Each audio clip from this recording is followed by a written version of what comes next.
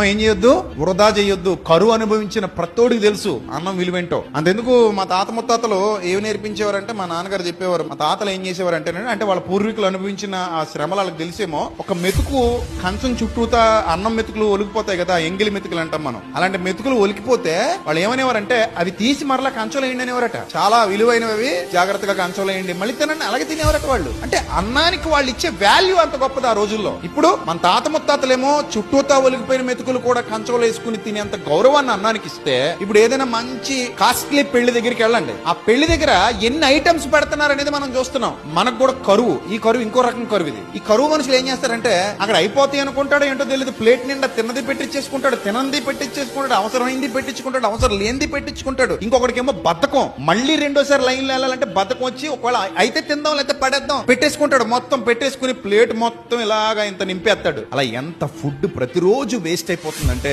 అబ్బో కొన్ని కోట్ల మంది పేదలు బతకొచ్చు. నిజంగా ఫుడ్ అంతా ప్రపంచానికి పంచితే ప్రపంచంలో ఆహారం దొరకని బేదలే ఉండరు. అంత ఫుడ్ ఈ రోజు ప్రపంచవ్యాప్తంగా వేస్ట్ చేస్తున్నారు. పూర్వం మన పూర్వీకులకున్న శ్రద్ధ ఈ రోజు ఒళ్ళు